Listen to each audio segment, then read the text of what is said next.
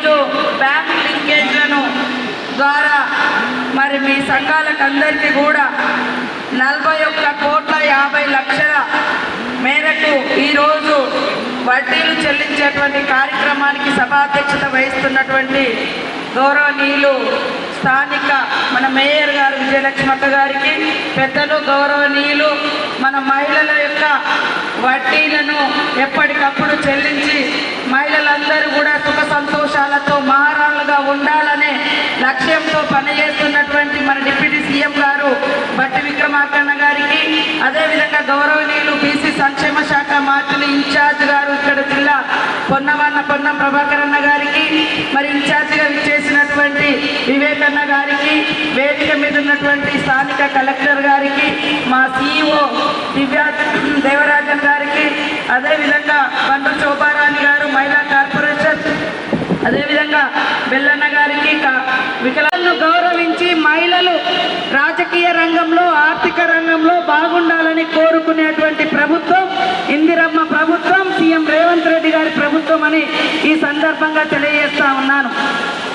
గతంలో కూడా కాంగ్రెస్ ప్రభుత్వ ఆధ్వర్యంలోనే పొదుపు సంఘాలు ఏర్పడి మహిళలను మరి 10 రూపాయలు జమ చేసుకుంటే మ్యాచింగ్ గ్రాంట్లు ఇచ్చి ఈరోజు ఒక్క సంవత్సరంలోనే దాదాపుగా 27,000 కోట్ల వరకు బ్యాంకు లింకేజ్ ఇచ్చి వడ్డీ లేని రుణాలు ఇచ్చినటువంటి ఘనత ఈ ఇందిరమ్మ ప్రభుత్వం దాన్ని మీకు అందరికీ తెలియజేస్తా ఉన్నాను.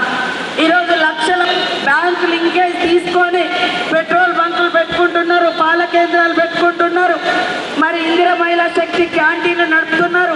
ఇప్పుడు మా బట్టి విక్రమార్కన్న గారి ఆధ్వర్యంలో సోలార్ పవర్ ప్లాంట్ కూడా పెట్టుకోవడం జరుగుతుంది. ఎందుకు అంటే ఇంట్లో ఆడకూతురు సంతోషంగా ఉంటే ఆ ఇంట్లో ఉన్నోళ్ళందరూ కూడా సంతోషంగా ఉంటారు.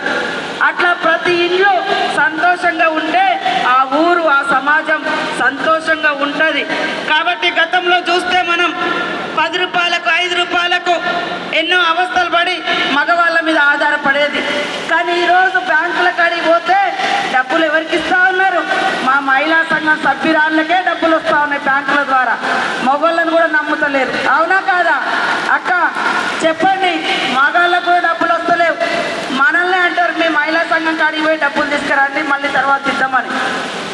సో ఇంత గొప్పగా వడ్డీ లేని రుణాలు ఇవ్వడంతో ఆ వడ్డీని గవర్నమెంట్ కడుతుంది కాబట్టి బ్యాంకర్స్ కూడా లైన్ కడుతూ ఉన్నారు. మనం ఎక్కడ ఏ మీటింగ్ పెట్టినా మహిళా సంఘాల మీటింగ్, ఎందుకంటే మహిళలు తీసుకున్నటువంటి డబ్బులు రీపేమెంట్ కూడా సక్రమంగా క్రమశిక్షణతోటి 98% తిరిగి చెల్లిస్తూ ఉన్నారు మహిళలు తీసుకున్న బ్యాంకుల కాడ.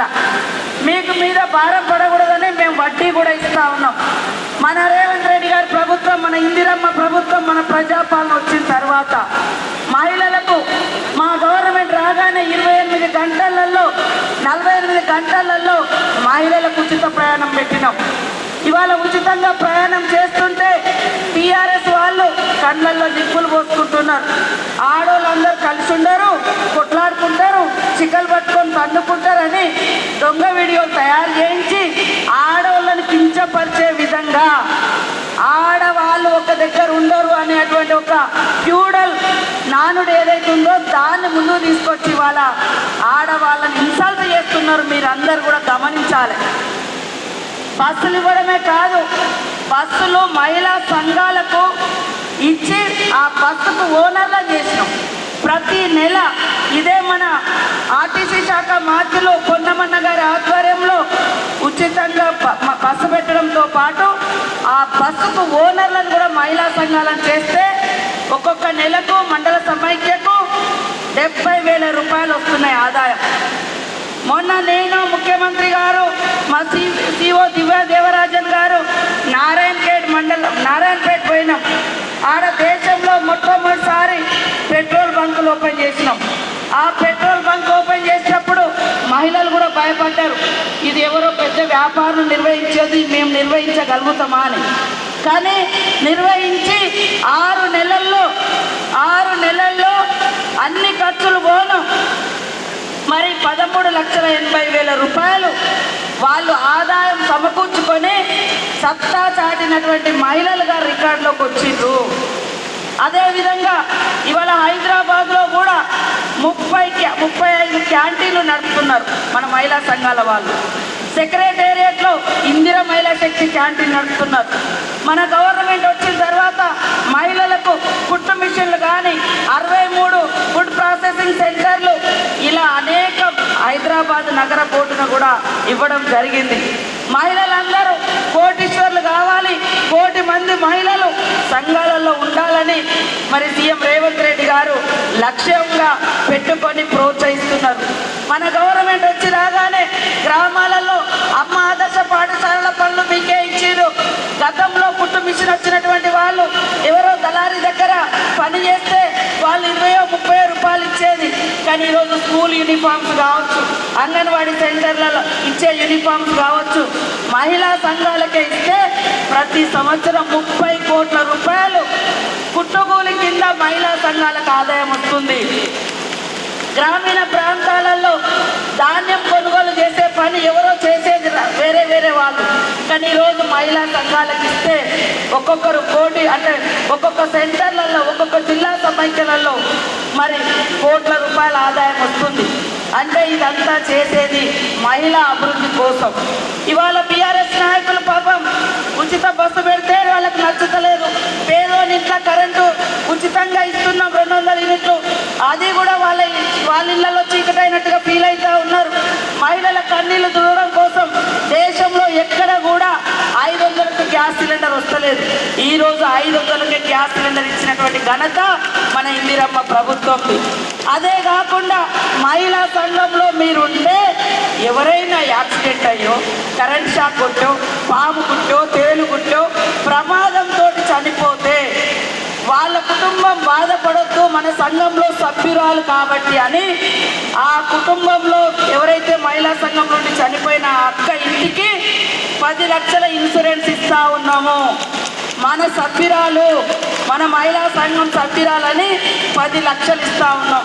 పోయిన సంవత్సరం మన గవర్నమెంట్ వచ్చిన తర్వాత లెక్క చేసిన 2024 నుంచి 25 వరకు లెక్క చేస్తే మరి 410 మంది చనిపోతే 400 కోట్ల రూపాయలకు 40 కోట్లకు పైగా మనం వాళ్ళ ఇళ్లకు ఇన్సూరెన్స్ డబ్బులు ఇచ్చినాం. గతంలో మీరు లోన్ తీసుకొని ఏమైనా చనిపోయి ఉంటే వాళ్ళకు కూడా ఏమీ లేదు. సాధారణ జ్వరంతో లేదా వేరే కారణాలతో చనిపోతే ఆమె లోన్ తీసుకొని చనిపోయింది. మరి వాళ్ళే కుటుంబంలో బాధతో ఉంటారు. అలాంటి అక్క ఇంటిని బాధ పెట్టొద్దని మన తమ్ముళ్ళుగా, మన అన్నలుగా సీఎం గారు, డిప్యూటీ సీఎం గారు ఆలోచించి 2 లక్షల లోన్ బీమా కూడా పెట్టడం జరిగింది. 2 లక్షల లోన్ బీమాలో ఈ 1 ఇయర్లో 5,474 మంది మహిళలు 67 లక్షల మందిలో చనిపోవడం జరిగింది. లెక్క తీసాం. గతంలో కూడా ఎంతో మంది చనిపోయారు, కానీ ఏమి ఇవ్వలే. కానీ ఈరోజు లోన్ బీమా కింద వాళ్ళ లోను 2 లక్షల వరకు మాఫీ చేస్తూ ఉన్నాం.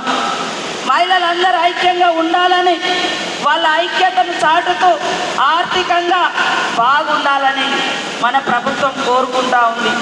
కానీ బయటి వాళ్ళు మనం ఏం చేయడం లేదని పాపం వాళ్ళ పదవులు ఊడిపోయినాయి, టీఆర్ఎస్ వాళ్ళ పదవులు పోయినాయి.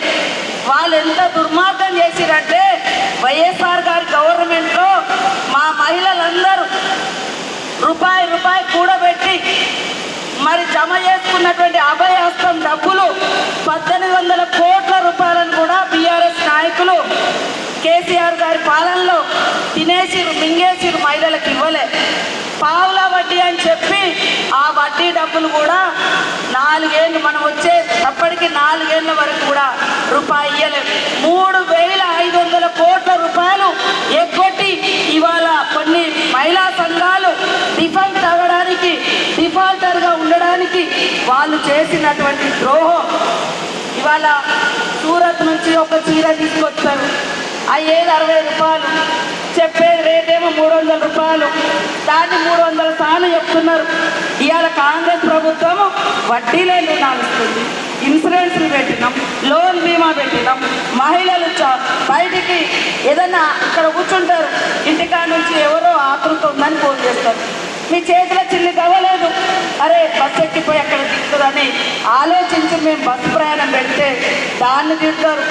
ఇవాళ మహిళలకు ఏ స్కీమ్ చేసిన ఇళ్లలో కరెంటు 200 యూనిట్ల ఫ్రీ వస్తుంది, సన్న బియ్యం ఇస్తున్నాం.